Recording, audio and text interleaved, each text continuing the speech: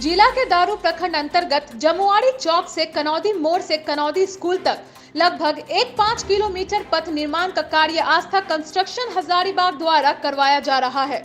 यह कार्य REO विभाग की देखरेख में आस्था कंस्ट्रक्शन हजारीबाग द्वारा करने का ठेका ले रखा है, जिसका प्राक्कलन राशि लगभग 65 लाख बताई जा रही है, जिसमें घोर अनियमितता बढ़ती जा रही है, जिसमें कम मात्रा में सीमेंट, कम मात्रा में छर्री एवं घटिया किस्म का बालू से काम किया जा रहा है, जिसे ग्रामीणों ने कई काम रोका। इसके बाद काम बंद कर दिया जाता है। फिर आस्था कंस्ट्रक्शन के ठेकेदार की दबंगई से काम कुछ दिनों बाद पथ निर्माण चालू किया जाता है। यह पथ निर्माण का कार्य लगभग 2 वर्षों से इसी तरह से चल रहा है। ग्रामीणों का आरोप है कि हम लोग जब काम को अच्छा ढंग से करने के लिए कहते हैं तो ठेकेदार कुछ दिन के लिए बंद कर देता है, फिर उसी घटिया सामग्री का उपयोग कर काम शुरू कर देता है।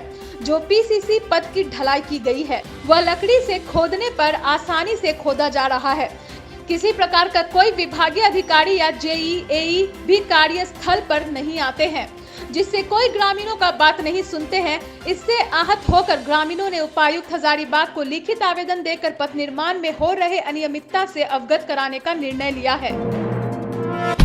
बड़कागांव प्रखंड अंतर्गत नयाटांड पंचायत के ग्राम नयाटांड के देव स्थान पर 2 साल पूर्व नेहा कंस्ट्रक्शन के द्वारा लगभग 8 करोड़ से नवनिर्मित 2.20 लाख लीटर का पानी टंकी का काम शुरू हुआ था, लेकिन रविवार सुबह अचानक मंगलवार के बाजार पास बदवाही नदी में बन रहे पानी टंकी के पंप हाउस गैंगवे जो लगभग 50 मीटर का बन रहा था, जिसको लेकर नयाटांड के समस्त महिला व पुरुष काम को लेकर जोरदार विरोध व हंगामा का करने लगे और नेहा कंस्ट्रक्शन कंपनी के विरुद्ध ग्रामीणों ने आरोप लगाया कि बिना ग्रामीणों के सहमति व अपनी मनमानी हठधर्मिता से काम कर रही है।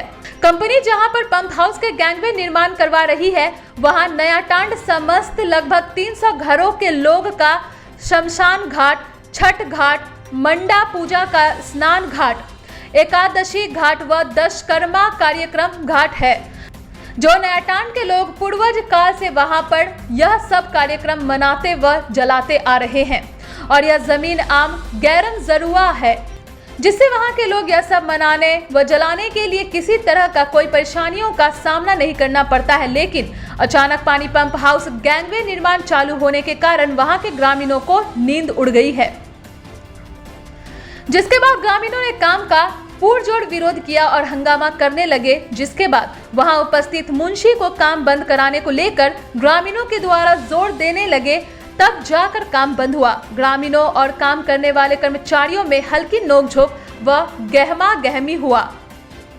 मौके पर मुख्य रूप से ग्रामीण में नयाटांड के नायक समाज के मालिक सत्यनारायण नायक, दीपक नायक उर्फ दीपू, भाजपा ST मोर्चा प्रखंड अध्यक्ष ओम प्रकाश नायक, रुदेश नायक, परमानंद नायक, सुभाष नायक, अंशु साव, कलेश्वर साव, शंकर साव, बबलू हलवाई आदि लोग उपस्थित थे। राज्य में जल्द क्षेत्रीय भाषाओं को पढ़ाने के लिए शिक्षकों की बहाली शुरू की जाएगी। राज्य में 1932 का खतियान लागू किया जाएगा। यह बातें राज्य के स्कूली शिक्षा मंत्री जगन्नाथ महतो ने नावाडीह के पेंक नारायणपुर में आयोजित पेयजल योजना के उद्घाटन, शिलान्यास और विद्यालय को +2 के रूम में उत्क्रमित करने के बाद मीडिया से बात करते हुए कही। राज्य के शिक्षा मंत्री जगन्नाथ महतो और पेयजल स्वच्छता मंत्री मिथिलेश ठाकुर 2 पेयजल योजनाओं का उद्घाटन और 1 का शिलान्यास के साथ साथ उत्क्रमित उच्च विद्यालय पेंक में 10वीं और 12वीं की पढ़ाई का उद्घाटन करने आए हुए थे।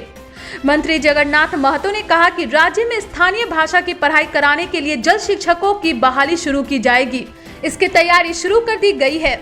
जल्द छात्र छात्राओं को खोरठा, संथाली, आदिवासी सहित अन्य क्षेत्रीय भाषाओं में शिक्षक पढ़ाते हुए नजर आएंगे।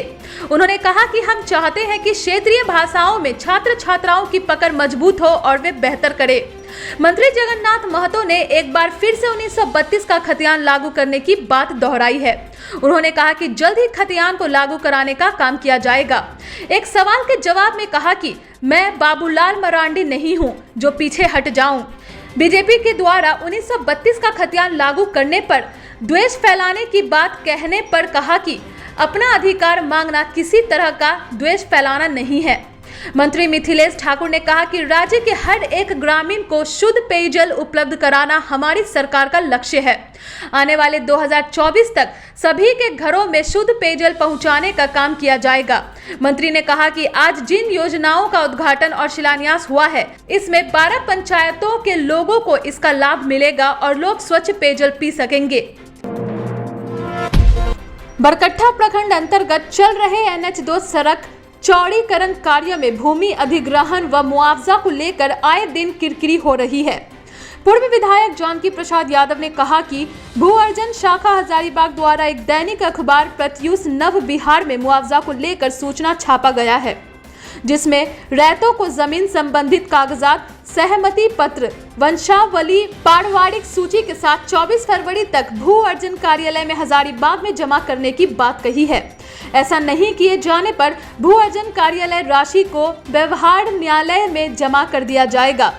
इस पर पूर्व विधायक जानकी प्रसाद यादव ने कहा कि यह 6 लेन निर्माण को लेकर रैयतों के लिए गीदड़ भभकी जैसा समाचार है, लोगों को डराने धमकाने का प्रयास है। वहीं सूचना में बरकट्ठा अंचल के 10 गांव का ही अधिग्रहण को लेकर जिक्र किया गया है, जबकि अन्य प्रभावित गांव के रैयत तथा पड़बत्ता, बरकट्ठा, कोहर खुर्द समेत कई गांव का जिक्र नहीं है। श्री यादव ने कहा कि भू अर्जन के अधिकारी सूचना के माध्यम से उच्च अधिकारियों को बताने का प्रयास किया जा रहा है कि हम मुआवजा देना चाह रहे हैं, लेकिन लोग मुआवजा नहीं ले रहे हैं, जबकि जो प्रभावित रैयत अब तक मुआवजा को लेकर सारा दस्तावेज जमा कर चुके हैं, उन्हें अब तक मुआवजा नहीं मिला। रैयत मुआवजा के लिए लड़ रहे हैं, अपना सारा कागजात, वंशावली संबंधित आवेदन भू अर्जन कार्यालय में जमा है। उन्होंने कहा, पैसा दुकान या रोड में नहीं बंटता, पैसा रैयतों के खाता में जाता है। उन्होंने भू अर्जन पदाधिकारियों को चेतावनी देते हुए कहा कि रैयतों को ऑन स्पॉट स्थल पर जांच कर मुआवजा का भुगतान करे, तभी निर्माण कार्य आगे बढ़ेगा, नहीं तो बरकट्ठा अंचल अंतर्गत गोरहर से सकरेज तक हो रहे 6 लेन का कार्य अब 1 इंच नहीं होगा। वहीं बीते दिन सीओ द्वारा मुखिया समेत 15 लोगों पर किया गया केस को वापस लेने एवं दिव्यांग महिला संगीता देवी को न्याय देने की मांग, साथ ही रैयतों को ऑन स्पॉट मुआवजा की मांग की। मांग पूरा नहीं होने पर बाध्य होगा, यहाँ के रैयत अंचल कार्यालय व थाना घेराव करेंगे।